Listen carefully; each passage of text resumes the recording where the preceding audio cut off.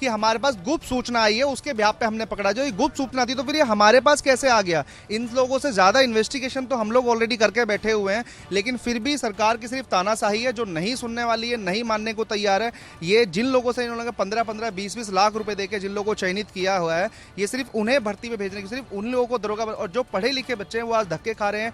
3 महीने का धरना हम लोगों ने लखनऊ इको गार्डन में किया था, जब जिस टाइम टेम्परेचर हुआ करता था 40 से लेकर 48 के बीच में टेम्परेचर हुआ करता था, उस टाइम हम लोग बैठते थे।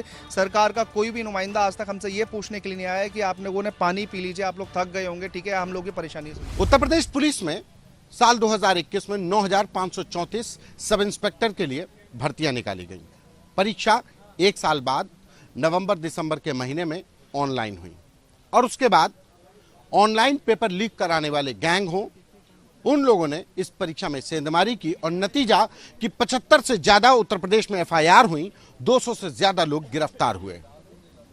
उस कड़ी में तमाम ऐसे अभ्यर्थी हैं जिनको लगता है कि यह पूरी परीक्षा रद्द कर दी जानी चाहिए। कोर्ट का दरवाजा खटखटाया है, लेकिन अब राजनीतिक दलों के पास भी पहुंचना शुरू हुए हैं। इसी कड़ी में ये जो यूपीएसआई 2021 के जो भर्ती प्रक्रिया के जो नौजवान हैं वो यहाँ पर पहुंचे हुए हैं सपा अध्यक्ष अखिलेश यादव से मिलने के लिए। ये अपने हाथ में बाकायदा ये एप्लीकेशन लिए हुए हैं, पूरा प्रकरण बताएंगे, और उसके बाद ये शायद इनके ये जो ऑनलाइन एग्ज़ाम का जो स्क्रीनशॉट्स हैं जो वायरल हुए हैं कि कैसे ऑनलाइन पेपर लीक कराने वाले जो गैंग था उसने कैसे कॉम्प्रोमाइज़ किया, ये तमाम सबूतों के साथ मतलब ये नौजवान पहुंचे हुए हैं। क्या नाम है आपका? सर, मेरा नाम संदीप परिहार है, मैं यूपीएसआई की दरोगा भर्ती का पीड़ित अभ्यर्थी हूँ। क्या है ये मामला, क्यों आप लोग भटक रहे हैं? अब तो पुलिस इसमें आपके जो साथी थे चयनित थे वो तो ट्रेनिंग करने जा रहे हैं, और आप लोग कह रहे हैं कि भर्ती प्रक्रिया हो। बिल्कुल, ये सिर्फ और सिर्फ अपनी मनमानी है, एक तरीके से तानाशाही है कि आप पीड़ित की आवाज़ नहीं सुन रहे हैं, और इसमें जो भी आपको ठीक लग रहा है आप करते जा रहे हैं।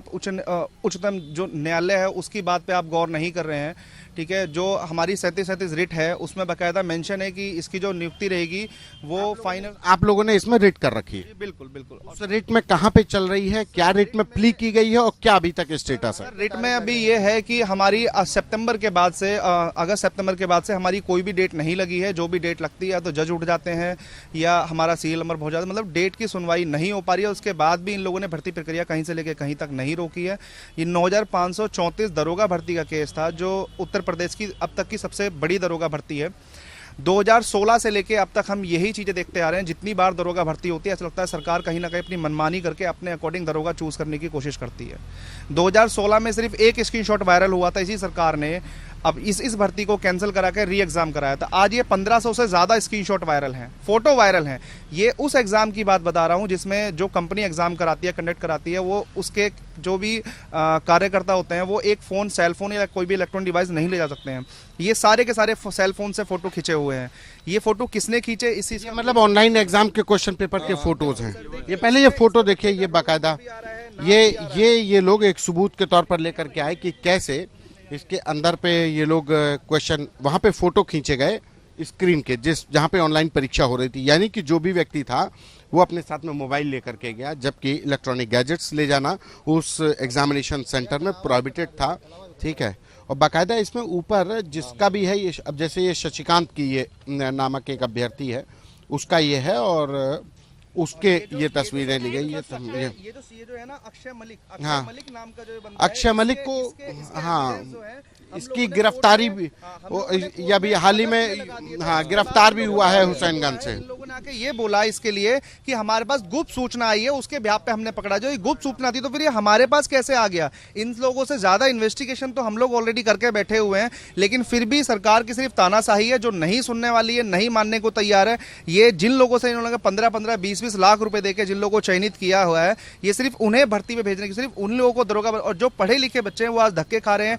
3 महीने का धरना हम लोगों ने लखनऊ इको गार्डन में किया था, जब जिस टाइम टेम्परेचर हुआ करता था 40 से लेकर 48 के बीच में टेम्परेचर हुआ करता था, उस टाइम हम लोग बैठते थे। सरकार का कोई भी नुमाइंदा आज तक हमसे ये पूछने के लिए नहीं आया है कि आप लोगों ने पानी पी लीजिए, आप लोग थक गए होंगे, ठीक है, हम लोग की परेशानी सुनेंगे। महिलाएं भी हैं, आपने भी सब इंस्पेक्टर का इसमें एग्जाम दिया था मैम? कहाँ से आती हैं? मैं यहाँ लखनऊ इंदिरा नगर से हूँ। मेरा नाम लक्ष्मी ठाकुर है। मैंने एग्ज़ाम दिया था, तो जब स्टार्टिंग में ही एग्ज़ाम हुआ था तो उसी समय सुनने में आ रहा था कि बहुत स्कैम हो रहा है। तो मेरा तो कहते फर्स्ट में ही मतलब अटैम्प्ट में हो गया था, प्री निकल गया था। मैंने डीवी पीएचडी दी, रनिंग में दी। रनिंग देने के बाद जो उन्होंने लास्ट में जो फाइनल निकाला, कहते फाइनल कट ऑफ निकाला, हम लोग ने कहते आंसर की से तो मिला लिया था कि हमारे इतने बन रहे हैं, 281 बन रहे थे मेरे। फिर उन्होंने जो लास्ट में कहते रनिंग वनिंग के बाद डीवी पीएचडी सब कुछ हो गया था, जो रिजल्ट आई है अप्रैल में, तो उसमें ये जी मेरिट लिस्ट जो उन्होंने बनाई है, उस मेरी लिस्ट में उन्होंने हमारा कहते मार्क्स नहीं शो किया कितना आपको मिला है, पर इन्होंने ये बोल दिया कि आप मतलब आप सेलेक्टेड नहीं हो। और कहते हैं इन्होंने क्या उसमें क्या नॉर्मलाइजेशन में ये भी नहीं उन्होंने बताया। और लास्ट में बिल्कुल आपको मेरिट से बात कर जी आपसे कम जो रिटन में जिनके कम नंबर थे वो लोग सिलेक्ट हुए जी। और मेरे बने थे 284 बन रहे थे जब मतलब पूरा उसको आंसर कीज मिला के। और इन्होंने आंसर कीज जब उन्होंने दिया फाइनल कट ऑफ, इन्होंने दिया 285। तो इन्होंने मुझे मेरे उसमें नंबर में क्या किया, नॉर्मलाइजेशन में घटाया बढ़ाया, कुछ इन्होंने नहीं बताया। तो मैं कैसे मान लूँ क्या किया इन्होंने। इतने स्कैम, इतने कम टाइम में आप एग्जाम दे रहे हैं, मतलब जो भी बच्चा एग्जाम दे रहा है, मतलब आप 10-15 सेकंड में आपने क्या था पूरा 150-160 क्वेश्चंस आपने सॉल्व कर लिए। ये सारे स्कैम हो चुके हैं। उसके बावजूद भी सरकार कुछ नहीं सुनी। 3 महीने 4 महीने इको गार्डन में बच्चों ने धरना दिया, किसी ने कुछ नहीं सुना। ये जो तस्वीर है, ये अक्षय मलिक को अभी लखनऊ पुलिस ने हुसैनगंज से 22 दिसंबर को गिरफ्तार करके जेल भी भेजा।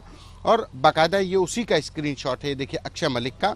और ये क्वेश्चन नंबर 37 मल्टीपल क्वेश्चंस हैं, ये इस तरीके से ये बाकायदा ये इसके ऊपर इसी लड़के के ऊपर ये देखिए एफआईआर भी लेकर के 2012 एविडेंस जो है हम लोगों ने, ये एविडेंस जो थे, ये एविडेंस हम लोगों ने ऑलरेडी अगस्त में सबमिट कर दिए थे कोर्ट में। उसके बाद ये एफआईआर में लिखते हैं कि ये हमें हमारे इंटरनल सोर्सेज से पता चला है कि इस बच्चे ने धांधली करी है। तो इस चीज को क्या बोलेंगे, सिर्फ लोगों को भ्रमित करने वाली बात, लोगों को बहकाने वाली बात, जो शायद बहुत से लोगों को समझ में नहीं आती। हो रहा है ऐसा क्या? पैसे जेल में है, एक बच्चा कोई था जेल में, उसका नाम आपने कहते फाइनल लिस्ट में दे दिया। क्यों? क्योंकि आपने उससे पैसे लिए होंगे, 20 लाख रुपए आपने। अच्छा, जिसको गिरफ्तार करके जेल भेजा वो मेरिट में सिलेक्टेड, आपने उसको कहते फाइनल लिस्ट में उसका नाम आपने सेलेक्टेड कैंडिडेट कर दिया। और सर एक चीज और, जो वो लड़का था अर्जुन प्रसाद जो था, उस पे उसका आप ये सोचिए कि उसका डीवी पीएचडी भी हो गया, जिसमें ये लोग कहते हैं हम लोगों ने अंगूठा लगाते हैं, हम लोग ये करा, उसका डीवी पीएचडी भी हो, उसकी रनिंग सारी चीजें होने के बाद जब हम लोगों ने उसे सोशल मीडिया के माध्यम से जब वायरल किया, तब इन लोगों ने ये कहा कि हाँ इस बच्चे को हमने पकड़ लिया है।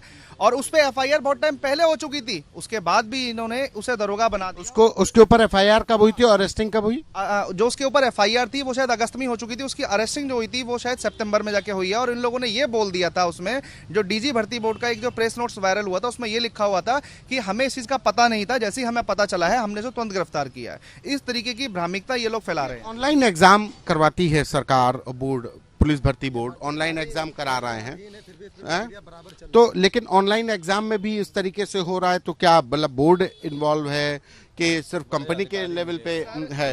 इसमें बड़े अधिकारी मिले हुए हैं पूरे, और ये योगी के विभाग, गृह विभाग है, तो इसीलिए नाक का सवाल बना हुआ है, इसीलिए इसका री एग्जाम दोबारा नहीं कराया जा रहा है। अच्छा, गृह विभाग उनके पास अगर कैंसिल हो जाएगा तो उनके नाक का सवाल बना हुआ है, विपक्ष इस पे हमला करेगा इसी वजह से। आज आप लोग यहाँ पे, हाँ, ये दिखता है कि विपक्ष इन पे हमला करेगा, उसी वजह से ये लोग सिर्फ अपनी नाक बचाने के लिए 8.5 लाख या 10 लाख बच्चों की जिंदगी खराब कर सकते हैं, 15 से 20 लाख रुपए लेके उन्हें जमा कर सकते हैं। बाकी अपनी गलती मानने को बिल्कुल भी तैयार नहीं है। पहली भर्ती आप लोगों को दिखेगी जिसके अंदर भर्ती में सिर्फ कैंडिडेट का नाम दिया गया है कि ये सिलेक्ट हो गया, ये नहीं सिलेक्ट हुआ है, और उसके बाद इन लोगों ने एक का भी नंबर नहीं दिया हुआ कि इसके इतने नंबर थे, ये इतने नंबर से बाहर। आप लोग अखिलेश यादव से मिलने के लिए उम्मीद है कि कहीं से कुछ साथ मिले? सर हमें उम्मीद है, और सर हमें तो उम्मीद है ही, और लोगों को ही पता चलेगा। और जो हमारे साथ ही आज बर्बरता की जा रही है, इसका जवाब हम 2024 में बिल्कुल देंगे, हमारे परिवार भी देंगे। आज हम लोग 600-600 किलोमीटर दूर से आते हैं, ये बहन अपने बच्चों को छोड़ के आ रही है, परिवार को छोड़ के आ रहे हैं यहाँ पे सभी लोग, और उसके बाद भी आज हम ये चीज फेस कर रहे हैं, इसका जवाब हम जरूर देंगे। ये अखिलेश यादव से मिलने के लिए ये नौजवान आए हैं इस उम्मीद के साथ कि शायद नेता भी इनकी बात सुनेंगे, विपक्ष इनकी बात उठाएगा तो बात दूर तलक जाएगी, सरकार के जिम्मेदारों तक जाएगी। कैमरा पर्सन रोहित के साथ संतोष कुमार, यूपी तक।